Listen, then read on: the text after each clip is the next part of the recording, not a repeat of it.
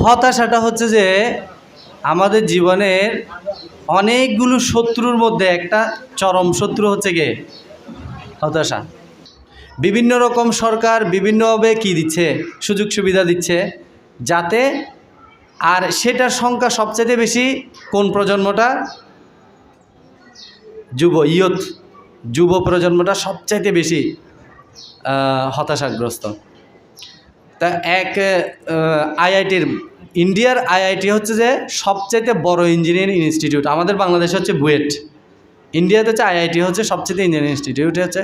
তা এক ছাত্র সেখানে সে প্রত্যেকটা ইয়ারে ফার্স্ট ক্লাস ফার্স্ট হয়েছে, কিন্তু ফাইনাল ইয়ারে ও পরীক্ষা দেওয়ার পরে ও চিন্তা করতেছে যে মানে ওর পরীক্ষাটা দেওয়ার পরে ওর কনফিডেন্স নাই যে ও ফার্স্ট ক্লাস ফার্স্ট হবে কি না।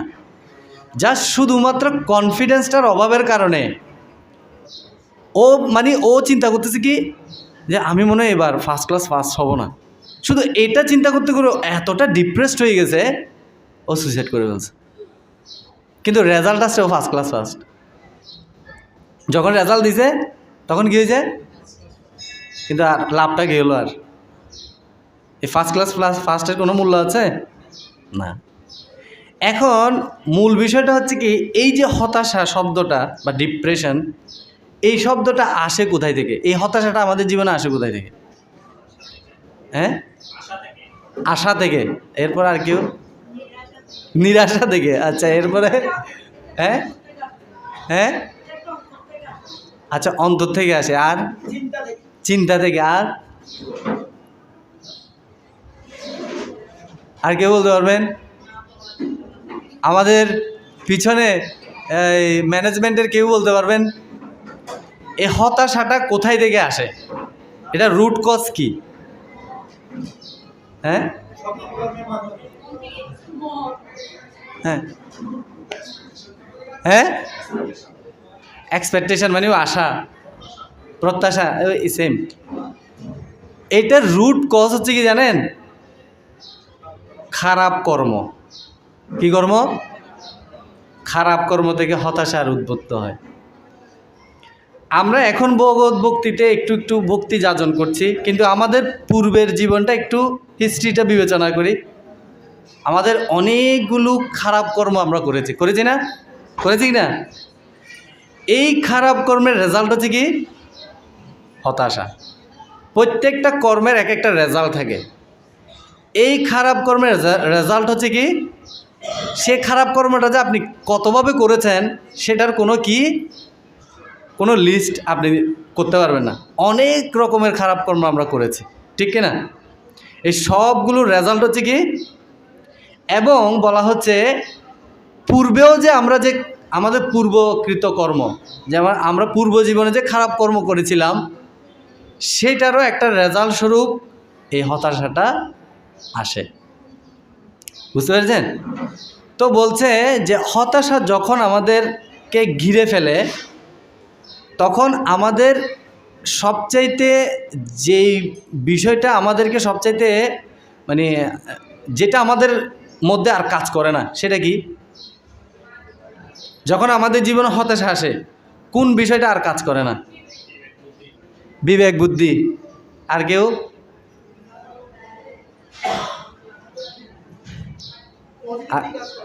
হ্যাঁ, পজিটিভিটি কাজ করে না, মানে চিন্তা, মানে পজিটিভ চিন্তাটা কাজ করে না, ঠিক আছে? তা আসলে মেইন হচ্ছে যে বুদ্ধিকে বলছে, মেইন হচ্ছে বুদ্ধি। এই বুদ্ধিটা আর এটা অকেজ হয়ে যায়, এটা আর কাজ করে না। তো আমাদের জীবনের সবচেয়ে গুরুত্বপূর্ণ বিষয় হচ্ছে যে ভগবদ্গীতায় ভগবান কৃষ্ণকে বলতেছে, মানে অর্জুনকে কৃষ্ণ বলতেছে যে ও হতাশা কেন হচ্ছে। প্রথমত হতাশা আসছে না? আপনারা যারা আমি গীতা রসম কোর্স করাচ্ছি, হতাশা আসছে না? এই যে প্রথম শ্লোকটা ধৃতরাষ্ট্র উবাচ, ধৃতরাষ্ট্রের মধ্যে সন্দেহটা কেন রাখছে? এটা তার মধ্যে একটা কারণ হচ্ছে ধৃতরাষ্ট্রের মধ্যে হতাশার সৃষ্টি হয়েছে।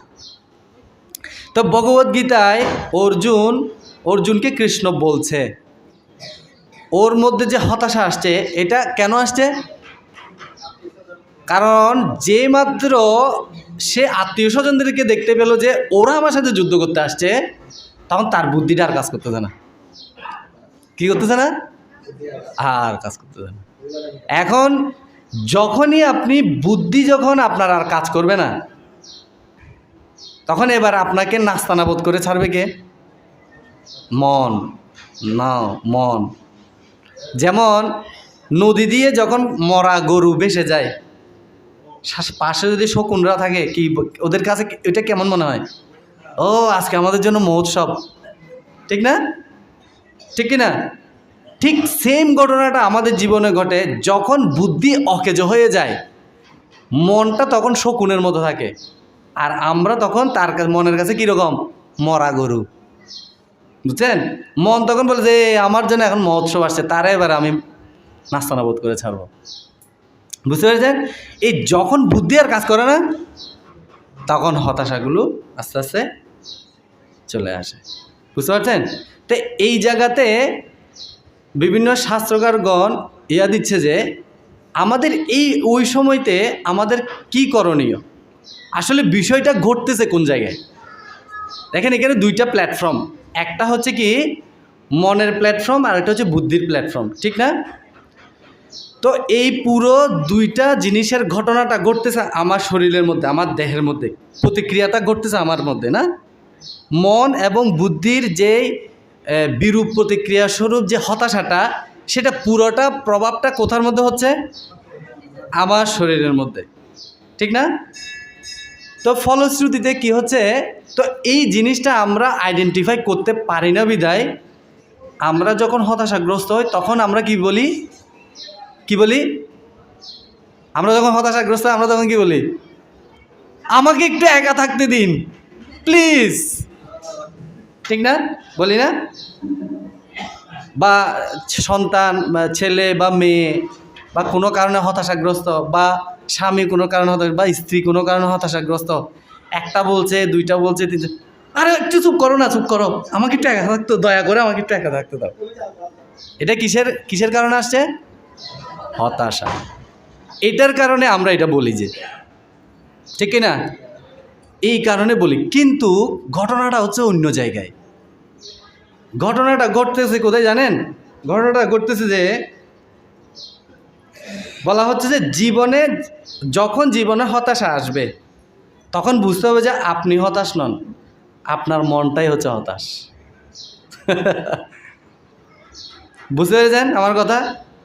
জীবনে যখন হতাশা আসবে, আসলে মূলত হতাশটা আপনি না, হতাশটা কে? এই যে আপনার বুদ্ধিটা কাজ করতেছে না, সেই জন্য মন আপনাকে এমনভাবে নাস্তানাবোধ করে ছাড়তেছে, মনে হচ্ছে আপনি হতাশ, আসলে আপনি হতাশ নন। হতাশটাকে, কারণ আমাদের এক্সপেকটেশনটা মনের সবচেয়ে বেশি। এক্সপেকটেশনটা কার ভিতরে থাকে? মনের ভিতরে তো থাকে না? ওই তো সব কিছু আমাদেরকে যোগান দিচ্ছে না, আমার এটা লাগবে, আমার এটা লাগবে, আমার ওটা লাগবে, আমার এটা লাগবে, মোবাইল লাগবে, গাড়ি লাগবে, বাড়ি লাগবে, অনেক কিছু লাগবে। এটা কে বলতেছে? মন বলতেছে না? তার মানে মনকে যখন আপনি এটা দিতে পারছেন না, তখন ওর মনের মনটা খারাপ হচ্ছে, ঠিক কি না? তাই মনের মনটা খারাপ হচ্ছে বিদায় সে হতাশ, আরে এটা চাইলাম, এটা আমার দিল না। কিন্তু এর প্রভাবটা পড়তেছে কোথায়? শরীরে। তখন আমি মনে করি কি, আমার বুদ্ধি অকেজো হওয়ার কারণে আমি মনে করি কি হতাশটাকে, হ্যাঁ, রুট কজটা হচ্ছে এই জায়গায়।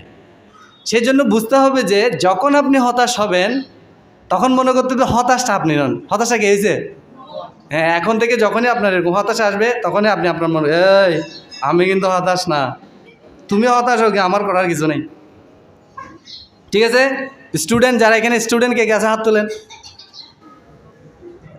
স্টুডেন্ট, সব স্টুডেন্ট না? স্টুডেন্টরা ওই আমাদের কি বলে, বিধানপ্রভু হাত তুলছে। বিধানপ্রভু আপনি হাত নামান, আপনি না। আমাদের যারা এখানে যারা স্টুডেন্ট আছে তাদের ক্ষেত্রে এটা অনেক গুরুত্বপূর্ণ। ঠিক আছে? যখন আপনারা পরীক্ষাতে বা পরীক্ষার আগের দিন, ঠিক আছে, যেমন স্টুডেন্টদের ক্ষেত্রে এই পড়াশোনার চাপটা বেড়ে যায় কোন দিন? পরীক্ষার আগের দিন রাতে। কেন? কারণ পুরো বছর সে আর পড়াশোনা করে নাই, এবং পরীক্ষার দিন রাতে সে কালকে আমাকে কি পেতে হবে? A+ পেতে হবে, গোড়ার ডিম পাবে সে, ঠিক না? এই তখনই তার মধ্যে কি শুরু হয়ে যায়? কালকে আমাকে একটা ভালো রেজাল্ট করতে হবে, এটা তার ভিতরে ঢুকে। আর যখন ঢুকে সে হুরুস্থুল পড়াশোনা করতে থাকে। পড়াশোনা করে তারপর কোথায় যায়? পরীক্ষার হলে যায়। পরীক্ষার হলে গিয়ে যখন খাতা দেয়, নাম লিখে যখন প্রশ্ন দেয়, প্রশ্ন দেখে কি, না না না সব ভুলে যাইছে না, প্রশ্ন পুরা কমন, কিচ্ছুই মনে নাই। এরকম অভিজ্ঞতা কার আছে? গুড, আপনাদেরকে অনেক ধন্যবাদ, আপনারা সাহসী। এই অভিজ্ঞতা আমারও আছে, যদিও আমি প্রত্যেক ক্লাসে ফার্স্ট বলছিলাম, কিন্তু আমারও আছে এটা, আমারও এই বদভ্যাসটা ছিল, কিন্তু খ্রিস্টের আশীর্বাদে হয়তো আমি ফার্স্ট হয়ে যেতাম। কিন্তু এই অভিজ্ঞতাটা হচ্ছে খুব ডেঞ্জারাস, ঠিক না? সেই জন্য প্রত্যেকটা স্টুডেন্টের কর্তব্য হচ্ছে কি, রুটিন মাফিক কি করা, পড়াশোনা করা। তাহলে ওইখানে গিয়া যখন দেখেছে কি আমি প্রশ্নপত্রটা পেয়েছি কিন্তু সব আমার কমন, কিন্তু মাথায় হাত, কেন একটাও হারি না, কিচ্ছুই মনে আসতেছে না, ঠিক না?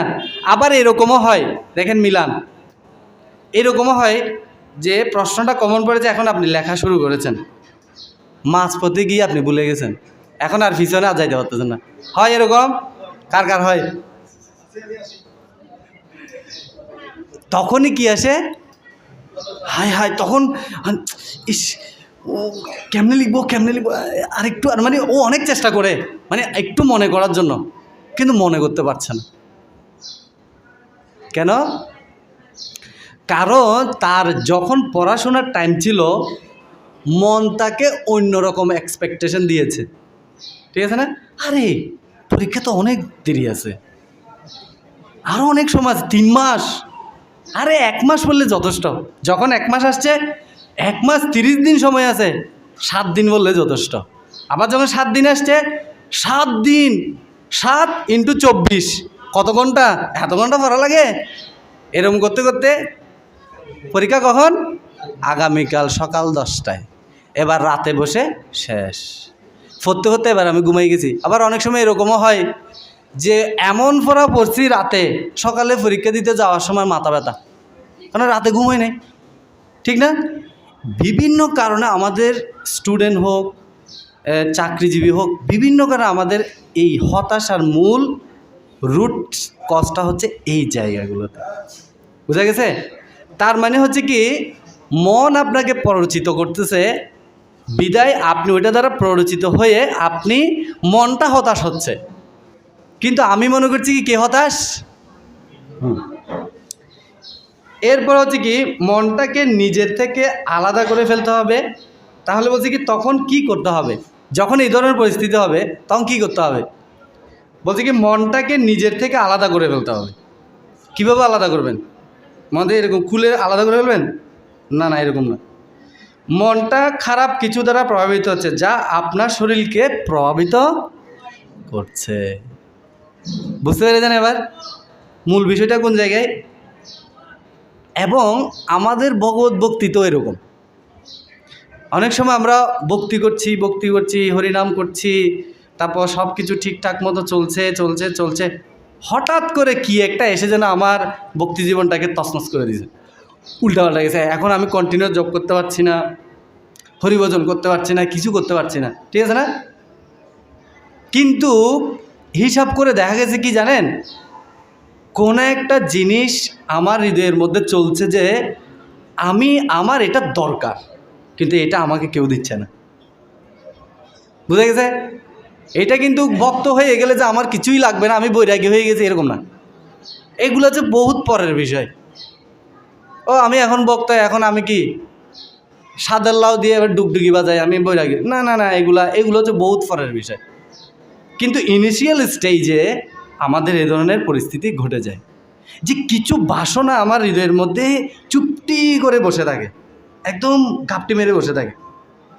কিন্তু বসে থেকে সে কি করে? সে সুযোগ খোঁজে যে কখন সেটা বের হবে। তো আপনি যখন ভক্তি করবেন তখন সেটা বের হওয়ার সুযোগ থাকে না, মানে সেটা ও বের হতে পারে না। কেন? ভক্তিটা হচ্ছে যে ওর জন্য একটা দরজা সদৃশ, বুঝতে পেরেছেন? তো যখন আপনি ভক্তি করবেন তখন সেটা বের হতে পারবে না, কিন্তু সে তো সুযোগের অপেক্ষায় থাকে। ভক্তি ও চিন্তা করে যে ভক্তি তুমি কয়দিন করতে পারে দেখব, যেদিন করতে পারবে না সেদিন তোমার আমি পাইছি, বুঝছেন? এই যখনই ভক্তি একটু লুজ হয়ে যাবে, হৃদয়ের ভিতরে থাকা বাসনাটা আস্তে করে জাগরিত হবে। আর যখন জাগরিত হবে তখন সে সেই বিষয়টা প্রাপ্ত হওয়ার জন্য সেটা বিভিন্ন জনকে এক্সপোজ করবে, বিভিন্ন জনকে বলবে, বা বিভিন্ন সিচুয়েশন ক্রিয়েট করবে যে আমার এটা দরকার। আর যখন সে সেটা পাবে না, তার জীবনে কি আসবে? হতাশা। আর ওই হতাশা আসার কারণে তার ভক্তিটা আর ভালো লাগবে। So be careful. সেজন্য আমি অনেক ভক্তদেরকে বলি যে যাই কিছু করেন, ভগবত ভক্তি জীবনে হতাশাকে আসতে দিবেন না, তাহলে কিন্তু খুব ডেঞ্জারাস। হতাশা যখনই আপনার জীবনের মধ্যে একটা জায়গা করে নিবে, আপনি আর কি করতে পারবেন না, আর উঠে দাঁড়াতে অনেক কষ্ট হয়ে যাবে, উঠে দাঁড়াতে, বুঝতে পেরেছেন? তো সেই জন্য আমাদের রুট কজগুলো আমাদেরকে বুঝতে হবে যে আমরা ভক্ত হই আর যেই হই, হয়তো বা ভক্ত হতে পারিনি, কিন্তু হতাশাটা এরকম না ও ভক্ত ওর কাছে আমি যাব না, ও ভক্ত না ওর কাছে আমি যাব, এরকম দেখে দেখে ও যাবে এরকম দেখে দেখে না। ওর কাজ হচ্ছে সবার কাছে যাওয়া, ঠিক আছে? সবাইকে একটু কি দেওয়া? বাড়ি দেওয়া। হয়তো যে ভালো ভক্তি করে তাকে বাড়ি দিয়ে কোনো ওরে দিয়ে আর কোনো লাভ নেই, কিন্তু যে একটু দুর্বল তাকে এমন বাড়ি দিবে। ওই যে আইআইটির ছেলেটা, শুধু সেই কি চিন্তা করছিল, আমি মনে হয় ফার্স্ট ক্লাস ফার্স্ট। তুই তো আছে গাধা, ঠিক না? তুই আগে রেজাল্টটা দেখ, তারপর সুইসাইডটা কর, ঠিক আছে? মরার যেহেতু এত শখ হয়েছে মর, কিন্তু রেজাল্টটা দেখে মর না।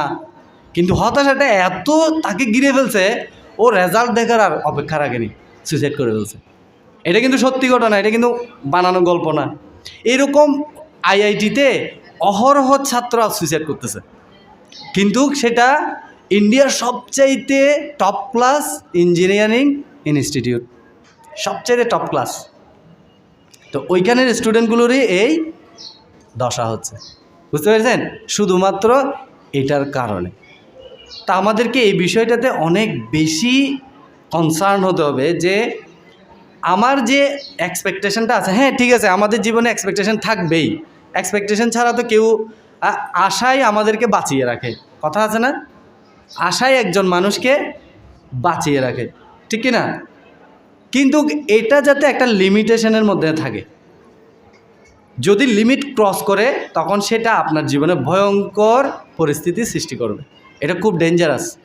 সেজন্য আমি আজকেও এই যে আমি এখানে আসার আগে আমাদের নিত্যানন্দ সভার এক ভক্তের সাথে কথা হচ্ছিল, তো উনি বলতেছিল উনি গার্মেন্টসে চাকরি করে, আমাকে জিজ্ঞেস করছিল যে প্রভু, মানে আমি এই গুরু মহারাজ থেকে দীক্ষা নিয়েছি, মানে জবটাকে আমি কোনোভাবে কি করতে পারছি না, মানে ব্যালেন্স করতে পারছি না। তা আমি, আর তার মধ্যে হচ্ছে কি আমি গুরু মহারাজকে কথা দিয়েছি আমি প্রচার সেবায় ওনাকে সহযোগিতা করব, আমি এটা তো করতে পারছি না। আমি তখন ওনাকে প্রথম কথাই বলছি, আপনার যাই কিছু হোক আপনি কষ্ট করেন, কিন্তু হতাশ হবেন না, বি কেয়ারফুল। আপনি যদি মনে করেন ও বুক আমি 16 মালা জপ করতে পারতেছি না, আমি তো প্রচার করতে পারতেছি না, কী হবে আমাকে দিয়ে কি হবে, তখনই শেষ হবে, আমাকে দিয়ে হবে। আমি জব ঠিক মতো করবো, আমি গুরু মহারাজকে প্রচার সেবায় সহযোগিতা করব, এই বিষয়টাতে কনভিন্স থাকতে হবে যে না আমি করব। আমি প্রভুকে বলছিলাম, প্রভু প্লিজ আপনি স্ট্রং থাকেন, হতাশ হবেন না প্লিজ। হতাশ হলেই কিন্তু আমি আমার জীবনে আজকে ইসকনে যুক্ত হয়েছে আজকে 19 বছর। এই 19 বছর লাইফে আমি অনেক চড়াই উতরাই দেখছি। ঢাকাতে যখন 5 বছর ছিলাম, ওইখানেও অনেক গৃহস্থদের সাথে আমার মেশার মানে সৌভাগ্য হয়েছিল। ওইখানে অনেক ডিভোটিদের, তখন তো ছোট ছিলাম, তখন সবে আস্তে আস্তে ভক্তিতে পদার্পণ করছি। তখন অত কিছু বুঝতাম না, কিন্তু ওই এক্সপেরিয়েন্সগুলো এখন আমি বুঝতেছি, এখন আমি ফিল করতে পারছি যে আসলে ওই সময় গৃহস্থ ভক্তগুলো কেন এই ধরনের কথা বলতো। আমি হয়তো তাদের সাথে কথা বলতাম না, কিন্তু আমি যে প্রভুর সাথে যেতাম, যে প্রভুর আন্ডারে ছিলাম ঢাকা মন্দিরে, ওই প্রভু আমাকে সবসময় ওনার সাথে সাথে বিভিন্ন প্রোগ্রামে নিয়ে যেত। তো ওনার সাথে যখন ওনারা কথাবার্তা বলতো, ফ্যামিলি বিষয়ে হোক বা বিভিন্ন ভক্তির বিষয়ে হোক, বিভিন্ন পারিবারিক বিষয় হোক, এগুলো কথা যখন বলতো তখন আমি শুনতাম। তখন ওনাদের চেহারার মধ্যে এক ধরনের নেগেটিভ একটা ইমপ্রেশন কাজ করতো, কিন্তু এগুলো আমি তখন বুঝতাম না। কিন্তু এখন আমি বুঝতেছি যে আসলে বিষয়গুলো কী ঘটছিল, তখন বিষয়গুলো কী ঘটেছিল। আসলে ওনারা পুরো লাইফটাকে, পুরো জীবনটাকে ব্যালেন্স করতে গিয়ে এতটা হিমশিম খেয়ে যাচ্ছে, ওনারা মনে করছিল তখন যে মনে হয় আচ্ছা আমাকে দিয়ে আর কিছু কী হবে না, আমাকে দিয়ে কিছু হবে না। সেজন্য মনে রাখতে হবে আমাদের চিন্তাধারা কয় প্রকার, আমাদের চিন্তাধারা কয় প্রকার। ওমা, এটা আবার কী ধরনের প্রশ্ন বাবু? কয় প্রকার? 4 প্রকার। মনে আছে কি কি? এই ক্লাসটা দিছিলাম না, মনে আগে দিছিলাম আমি, এই ক্লাসটা দিই নাই। আচ্ছা এইখানে দিই না, এটা আরেক জায়গায় দিছি। আমাদের চিন্তাধারা কয় প্রকার? 4 প্রকার। এক হচ্ছে পজিটিভ থিঙ্কিং থটস, 2 হচ্ছে কি নেগেটিভ থটস, 3 নাম্বার হচ্ছে ওয়াস্টফুল থটস, 4 নাম্বার হচ্ছে কি রুটিন থটস। বাংলা বলতেছি। পজিটিভ মানে হচ্ছে কি নেতিবাচক, মানে সব কিছু ভালো চিন্তা করা। নেগেটিভ মানে হচ্ছে সব কিছু উল্টা চিন্তা করা, মানে ভালো হইলো না, মনে হয় কিছু ডাল মে কুচ কালা है, মানে সবসময় উল্টা চিন্তা। ওয়াস্টফুল থট মানে কি অপ্রয়োজনীয় চিন্তা ভাবনা। এটা হয় কাদের জানেন? স্টুডেন্টদের, এই স্টুডেন্টগুলার ওয়াস্টফুল থিঙ্কিং, মানে অপ্রয়োজনীয় যত চিন্তা ভাবনা আছে তাদের মনের ভিতরে দেখবেন। আর একটা হচ্ছে রুটিন থট, মানে নিয়ম মাফিক কিছু চিন্তা ভাবনা করা।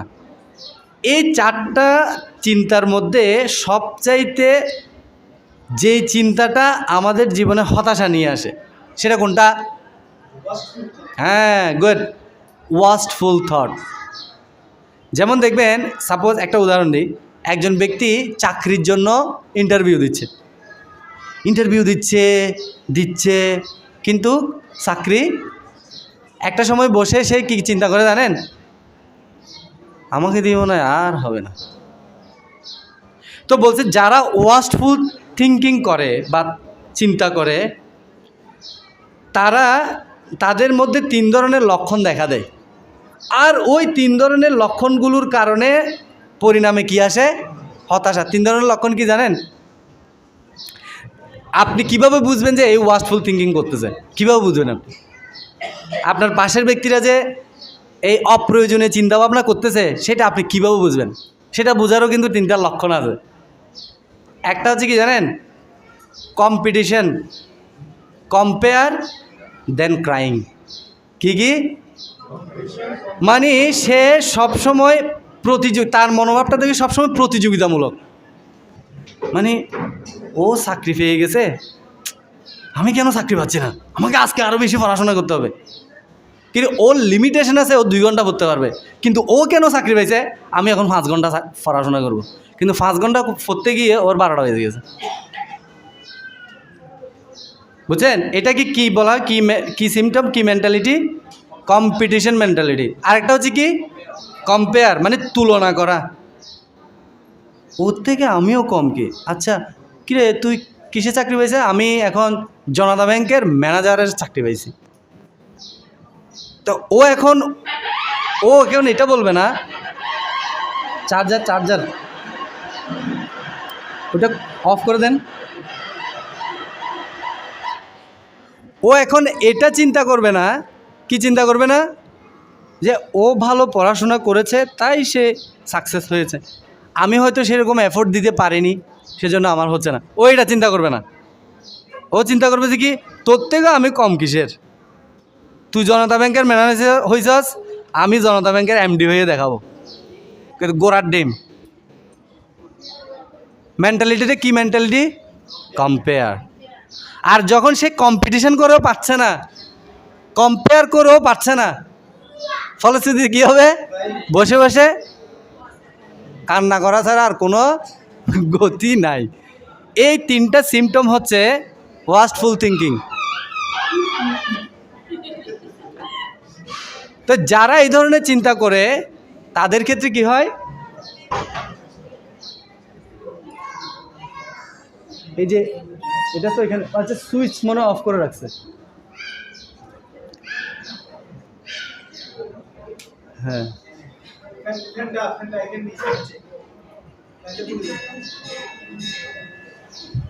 হ্যাঁ, তে হরে কৃষ্ণ, অন করেন। হরে কৃষ্ণ।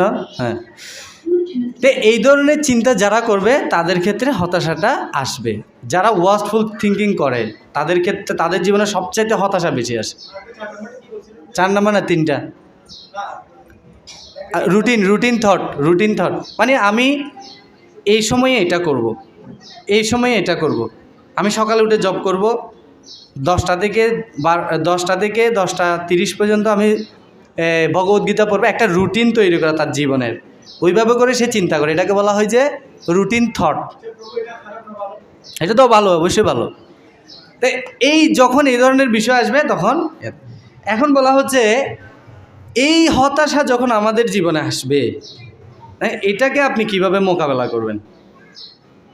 মোকাবেলা করতে হবে না? এবার তো হতাশা কোথায় থেকে আসছে, কেমনে আসছে আপনারা জানতে পারছেন?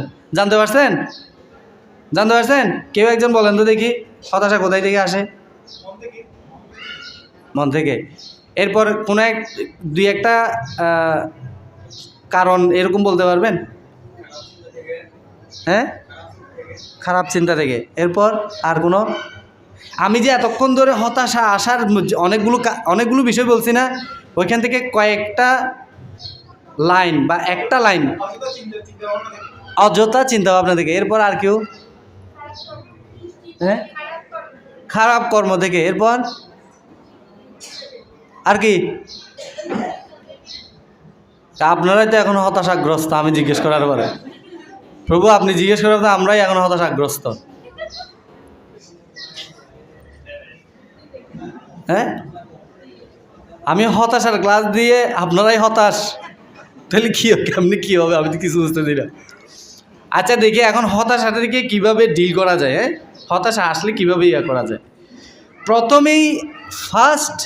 প্রথম কারণে হচ্ছে আমাদের মনে রাখতে হবে যে ডোন্ট বি অ্যালোন। কখনো হতাশা আসলে ওই যে প্রথমে বলছি দয়া করে আমাকে একটু একা থাকতে দিন, এটা করা যাবে না। ফার্স্ট কাজ হচ্ছে যে হতাশা আসলে একা থাকা যাবে না। আপনাকে একা থাকলেই আপনাকে হতাশা আরও কি করবে? ঘিরে দেবে। কেন? কারণ হচ্ছে মনটা হচ্ছে খুব ডেঞ্জারাস। আপনি যখন একা থাকবেন মন আপনাকে আরও বেশি কি করে ফেলবে? হতাশাগ্রস্ত করে ফেলবে। সো যদি আপনি ভক্ত হন তাহলে আপনি সাধু সঙ্গে চলে যান, বা যেখানে হরিকথা আছে বা কোনো একটা কর্মে আপনি এঙ্গেজ হয়ে যান, তখন দেখবেন যে আর হতাশাটা মানে মোট কথা হচ্ছে কি, একা না থাকার জন্য যে পরিস্থিতিটা আপনাকে সৃষ্টি করার দরকার সেটা আপনাকে করতে হবে। সেটা ফ্যামিলির ভিতরে হলেও যখন কোনো হতাশা আসবে সবার সাথে একসাথে, ওই যে কিছুক্ষণ আগে বললাম না, হতাশাটা হচ্ছে কি মনের, আপনার শরীরের, এটা আপনার না, এটা কার? মনের। তার মানে হচ্ছে কি আপনি যেন তেন প্রকারে ওইখান থেকে দূরে সরে যাবেন। Don't be alone. Second, share your heart with someone. আপনার হৃদয়টাকে কারো কাছে খুলে ফেলুন। যেই বিষয়টা নিয়ে আপনি হতাশাগ্রস্ত সেটা কারোর কাছে বলে দিন। একজন বিশ্বস্ত ব্যক্তিকে আপনি, হয়তোবা বিশ্বস্ত ব্যক্তিটা আপনার ঘরে নাই, না এরে বললে তো পুরা ফেসবুকে ছাড়ে দিবে, তাহলে তো বলার দরকার নেই। ফেসবুকে ছাড়লে আপনি আরও হতাশাগ্রস্ত হয়ে যাবেন, ঠিক আছে না? তো যদি এই ধরনের বিষয় হয় তাহলে ওইখানে বলার দরকার নেই। এবার নিশ্চয়ই আপনার কোনো ব্যক্তি আছে যে আপনার কথাগুলোকে শোনার পরে চিন্তা করে বা সেটাকে আর বড় হতে দেয় না, অতটুকুর মধ্যে সীমাবদ্ধ রাখে।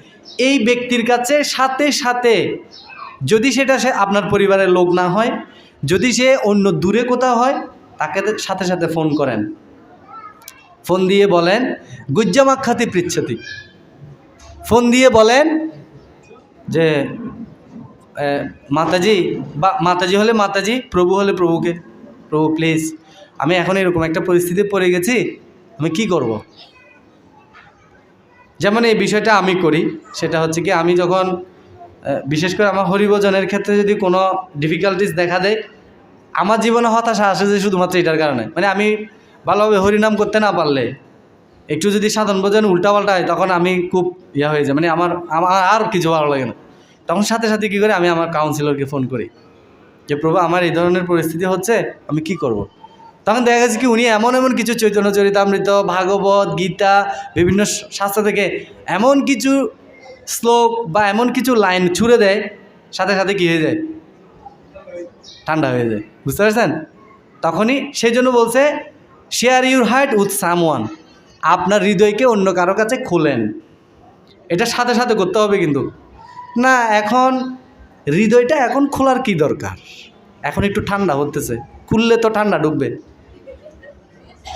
না। না, এটা এরকম বিষয় না, এটা আপনাকে ইমিডিয়েট অ্যাকশান নিতে হবে।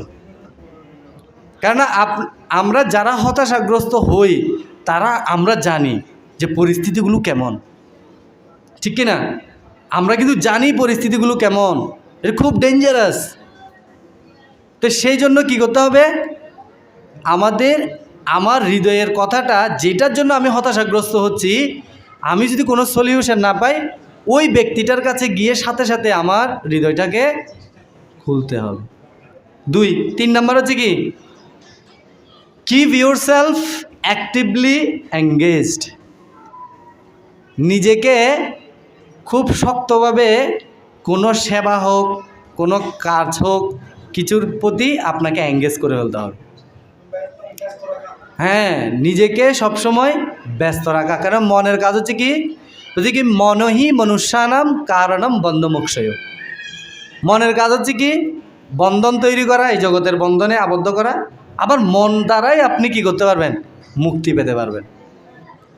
মনহি মনুষ্যানাম কারণম বন্ধমোক্ষয়, অর্থাৎ মানুষ মন দ্বারা আবদ্ধ হতে পারে, আবার মন দ্বারা মুক্তি লাভ করতে পারে। এটা হচ্ছে সম্পূর্ণ আপনার উপর। তো আপনি যদি মনকে যদি সঠিক জায়গায় এঙ্গেজ রাখেন, তা আপনি কী পাবেন, কী পাবেন, মুক্তি। আর যদি আপনি মনকে সঠিকভাবে সঠিক জায়গায় এঙ্গেজ করতে না পারেন, আপনি কি হবেন, কি হবেন, হতাশ, এঙ্গেজ হয়ে যায়, বন্ধন, এই জগতের বন্ধনে জন্ম মৃত্যু জরাব্যাধির চক্রে আবার বারবার খালি কি হতে থাকবেন, ঘুরতেই থাকবেন, ঘুরতেই থাকবেন, ঘুরতেই থাকবেন। So be careful. মনের ইংলিশ কি, মাইন্ড, MIND না। তে মানে কি জানেন, এম মানে কি, ম্যাগনিফাইং দ্য প্রবলেমস। দেখবেন এই আতস কাচ আছে না, ম্যাগনিফাইং গ্লাস, ম্যাগনিফাইং গ্লাস কেউ দেখছেন? এটা দিয়ে যদি দেখেন, ছোট লেখাকে অনেক বড় দেখা যায়, ঠিক না? তো মাইন্ডের কাজ হচ্ছে, প্রথম কাজ হচ্ছে যে সে আপনাকে ছোট, আপনার পরিবার হোক বা কারোর সাথে হোক, একটা ছোট্ট একটা বিষয় নিয়ে আপনাদের মধ্যে একটু মনোমালিন্য।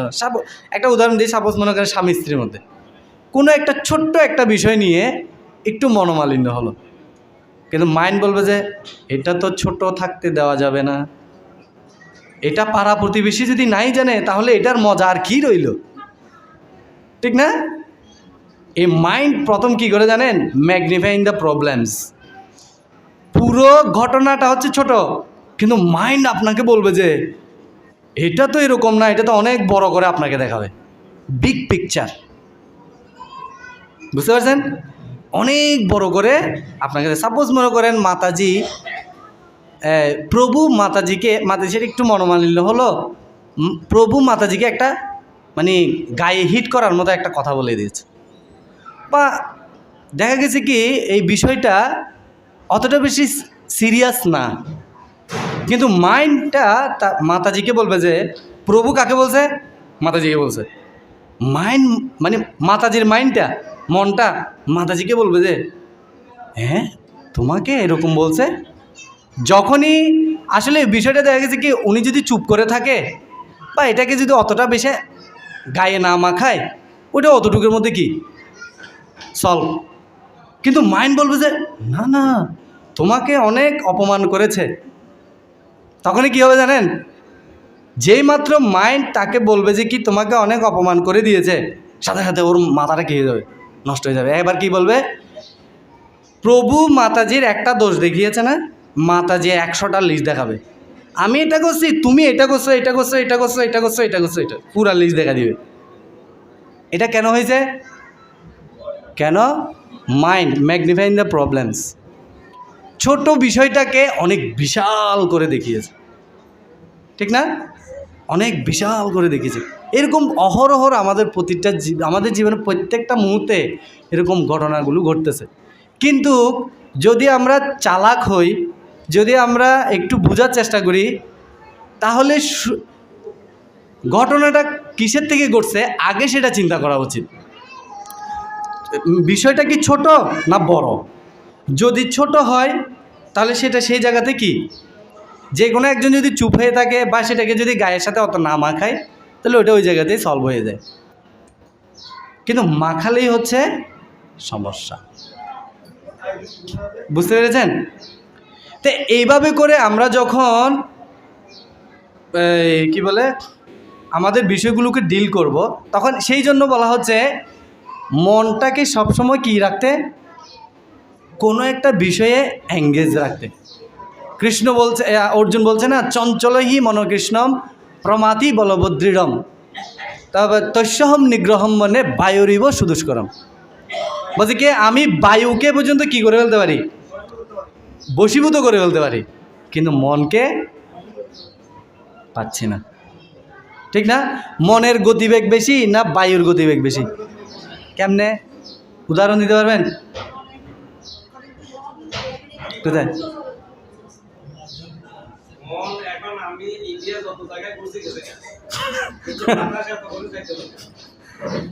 অর্থাৎ আপনি বসে আছেন বৈদিক সোসাইটিতে, কিন্তু আপনার মনটা আছে কোথায়?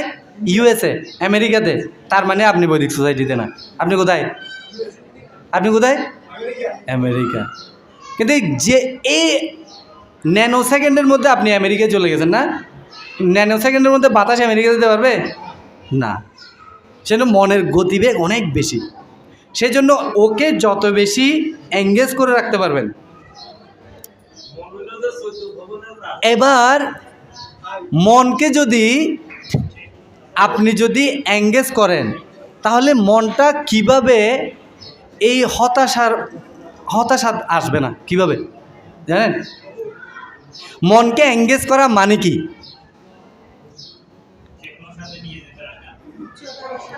শাস্ত্রে বলছে যে তপস্যা করা। তপস্যা মানে কি জানেন?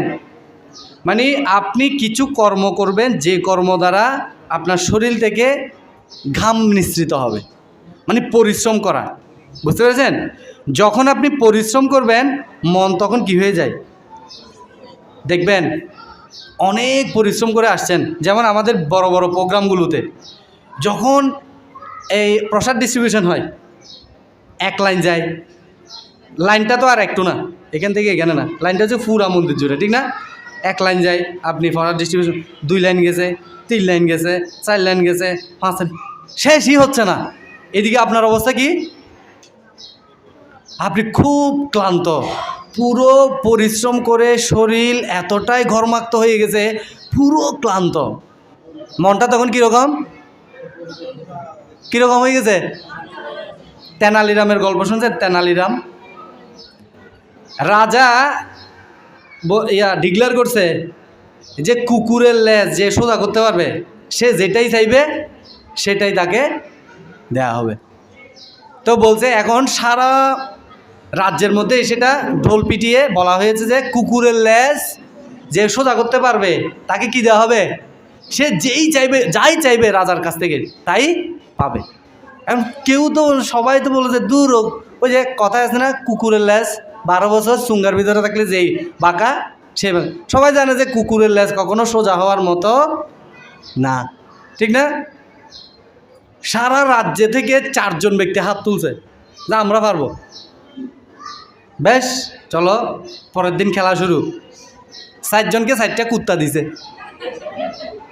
ওদেরকে 1 সপ্তাহ টাইম দিছে যে যাও তোমাদেরকে এই কুকুর দেয়া হলো, 1 সপ্তাহের মধ্যে ওদের লেজ সোজা করে নিয়ে আসবে। তো বলছে আচ্ছা ঠিক। এখানের মধ্যে কে ছিল? তেনালিরাম, ও ছিল। তো সে 4 জনই নিয়ে গেছে। 1 সপ্তাহ পরে রাজা ডিক্লেয়ার করে দিছে যে যাও ওদেরকে আবার ডেকে নিয়ে আসো। তেনালিরাম ছাড়া আর 3 জনে কুকুরকে নিয়ে আসছে। তো এখন একজন করে কুকুর নিয়ে ঢুকতেছে। একজনকে দেখতেছে কুকুরের লেজের মধ্যে একটা ইটের মধ্যে একটা দড়ি বেঁধে দিয়ে কুকুরের লেজের মধ্যে ঝুলাই দিছেন, বুঝলেন? রাজা চিন্তা করতেছে, বাহ, খুব সুন্দর বুদ্ধি তো তার। আচ্ছা, ও আসছে। এবার আরেকজন ঢুকতেছে, আরেকজনকে দেখতেছে কি ওর লেজের ভিতরে এরকম বাঁশ বেঁধে দিছে, মানে বাঁশকে এরকম কেটে কেটে এরকম বেঁধে দিছে। বলছে বাহ, ও তো খুব ভালো বুদ্ধি দেখি। তারপরে হচ্ছে কি আরেকজন আসছে, ও কি করছে, ওই যে চোঙ্গার ভিতরে লেজটাকে ঢুকে গেছে। রাজার খুব ভালো লাগছে, বাহ, ওদের মানে খুব ক্রিয়েটিভ বুদ্ধি তাদের। 3 জনে আসলো। এখন রাজা বলছে কিরে আরেকজন কই? কিছুক্ষণ পরে বলছে রাজামশাই ও আসতেছে, ওর বাড়িটা একটু দূরে তো সেজন্য আসতে একটু দেরি হচ্ছে। না, ওইটা বলতে না বলতে তখন কে ঢুকতেছে? তেনালিরাম ঢুকতেছে। ওর কোলে কি আছে? কুকুরটা আছে, কিন্তু ওর লেজের মধ্যে কোনো কিচ্ছু নাই, কিন্তু লেজটা এরকম সোজা হয়ে আছে। এখন রাজা চিন্তা, বাবারে এটা কি অদ্ভুত বিষয়, ওর কোনো কিছু নাই, লেজটা এরকম সোজা হয়ে আছে কেমনে? আচ্ছা আসো, এখন পরীক্ষা শুরু। কি শুরু? এখন প্রথম জনের কি ওই যে ইট বেঁধে রাখছে, এখন ইটটা ওর লেজ থেকে খোলা হবে। যে মাত্র লেজটা থেকে ইটটার দড়িটা এরকম বাঁধনটা এরকম খুলে দিছে, কুকুরের লেজটা কি হয়ে গেছে? বাঁকাই গেছে। তার মানে ও ফেল। এবার দ্বিতীয়জন বাঁশকে কেটে কেটে বেঁধে রাখছে না, বাঁশগুলো সব খুলে ফেলার পরে কুকুরের লেজটা আবার কি হয়ে গেছে? ও চোঙার মধ্যে যে ছিল, চোঙটা খুলে ফেলার পরে কি হয়ে গেছে? এখন রাজার কথা এই হচ্ছে, প্রশ্ন হচ্ছে যে এই তুমি দিয়ে আসো, বুঝি কি তুমি তো কিছু করো নাই, এটাকে কিভাবে করলে এটা? হ্যাঁ, জানেন কিভাবে করছে? কিভাবে? না না না, কুকুর তো জীবিত, আরে মারি ফেললে কেমন হবে? এই সত্য তো হবে না। হ্যাঁ,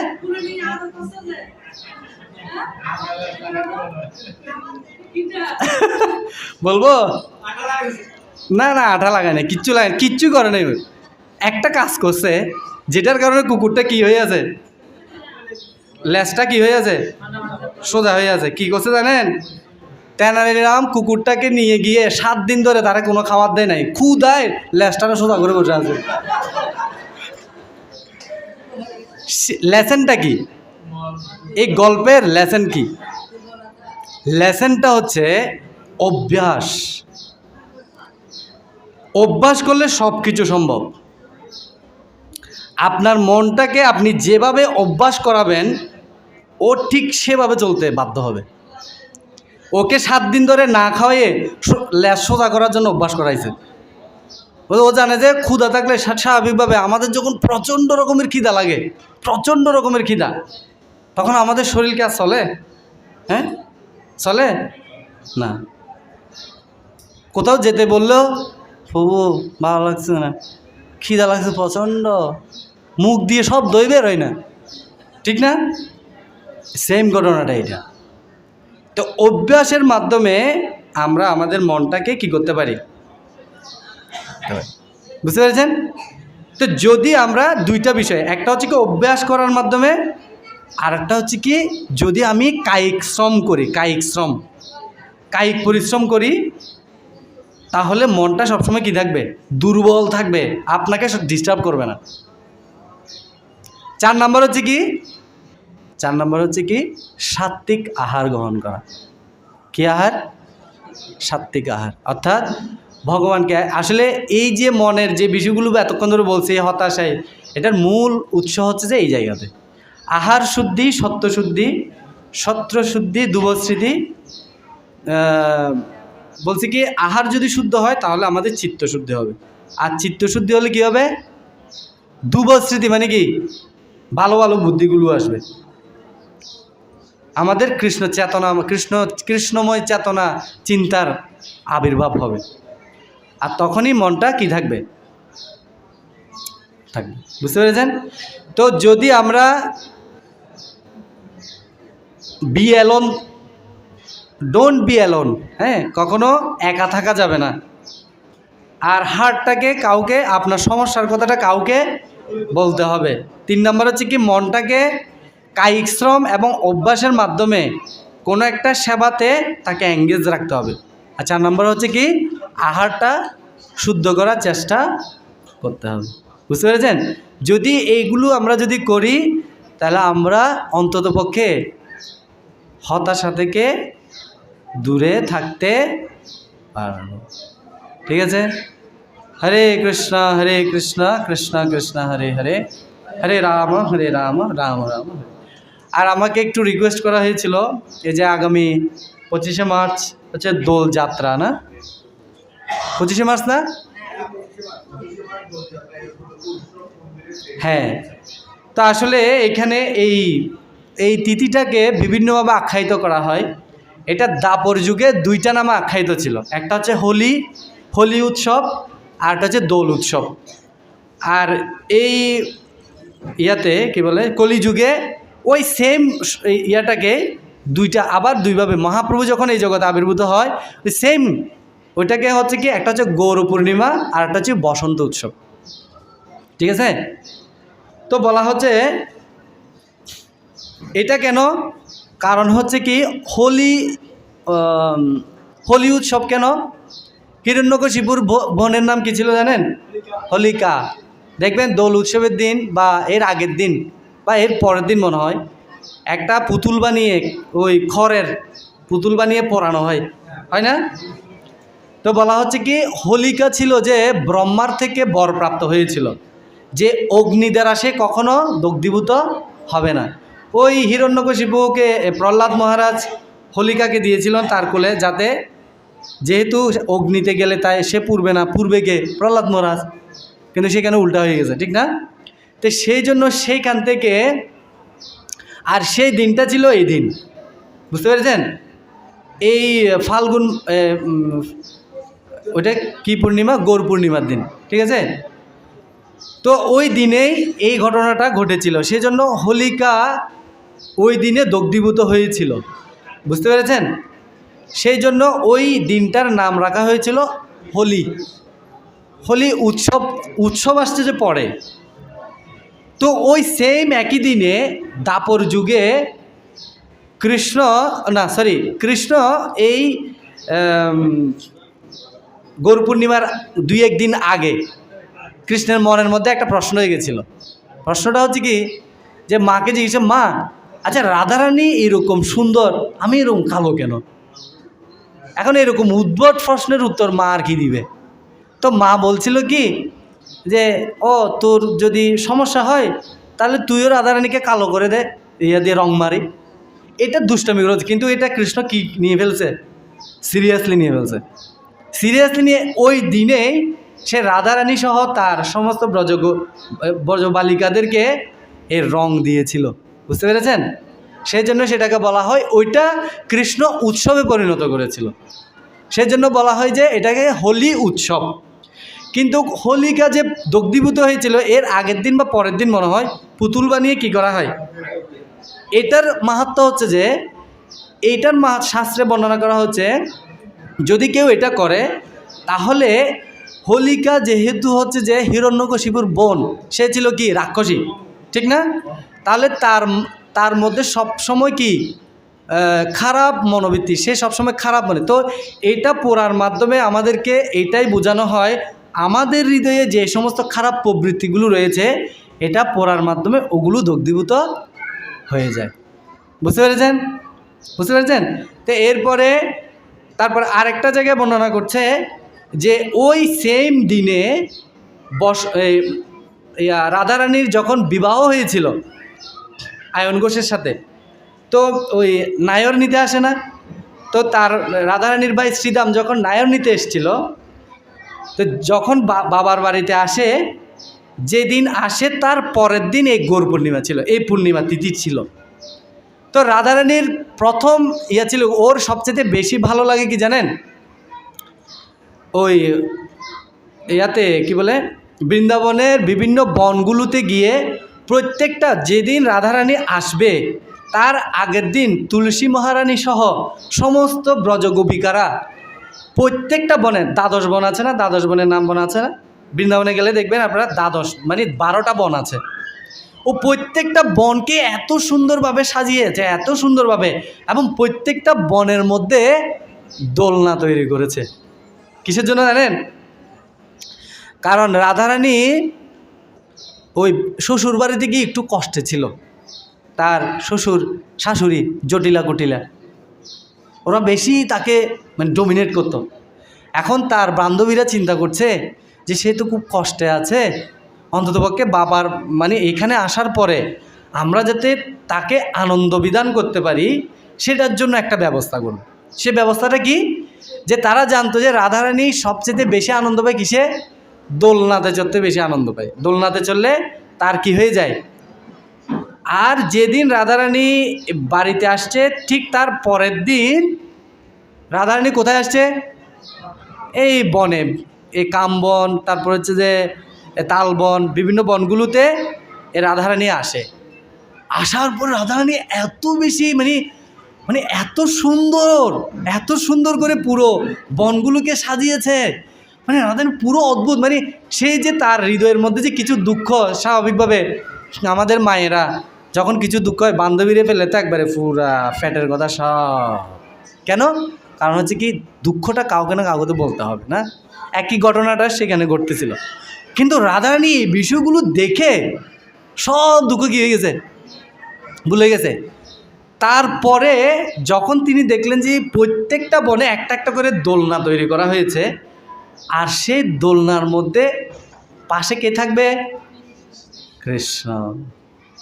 যখন কৃষ্ণের সাথে একই দোলনাতে উঠে যখন সমস্ত ব্রজগোপিকারা তার এই দুইজনকে দোল খাওয়াচ্ছে, রাধারানীর সমস্ত দুঃখগুলো কি হয়ে গেছে, এই দোলনাতে চড়েছিল বিদায় একই দিনে, সেই দিনটার নাম হয়েছে কি, দোলযাত্রা।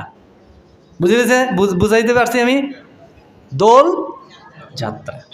কিন্তু একই দিনে ঘটনাগুলো ঘটছে। গৌর পূর্ণিমাও এই যে মহাপ্রভুর আবির্ভাব একই দিনে, ওই হোলি উৎসব হিরণ্যকশিপু, এটা হচ্ছে সত্যযুগে, একই দিনে ঘটনাটা ঘটছে। তারপর হচ্ছে কি, আর হচ্ছে যে এই যে বসন্ত উৎসব বললাম, ওই সময় এটা বসন্ত, এখন তো বসন্তকাল চলছে, এটা বসন্তকালই ছিল। এই আবার রাধারানী যখন যেদিন আসছে, যেদিন এই ঘটনাটা ঘটছে, সেদিনও এই একই তিথিটা ছিল। এই একই তিথিতে ভিন্ন আঙ্গিকে বিভিন্ন লীলা ঘটনা ঘটেছিল বিদায় একই তিথিটার ভিন্ন নামকরণ হয়েছে। হোলি উৎসব, তারপর দোলযাত্রা, বসন্ত উৎসব, গৌর পূর্ণিমা। বুঝতে পেরেছি? দেখবেন ওই দিন কিছু আবির দেওয়া হয়, আর ওই রাধারানী ওই দিন ওই বনে, প্রত্যেকটা বনের মধ্যে ব্রজগোপিকারা এবং কৃষ্ণসহ রাধারানী সহ সবাই কি করেছিল, একজনকে একজন রং মারামারি করেছিল। সেই জন্য ওইটার ধারাবাহিকতা এটা। হরে কৃষ্ণ কৃষ্ণ কৃষ্ণ হরে হরে, হরে রাম রাম রাম হরে। শিল প্রভুপাদ কি, সমবেত গৌর ভক্তবৃন্দ কি, বৈদিক সোসাইটিতে আগত সমস্ত গৌর ভক্তবৃন্দ কি, গৌর প্রেমানন্দ।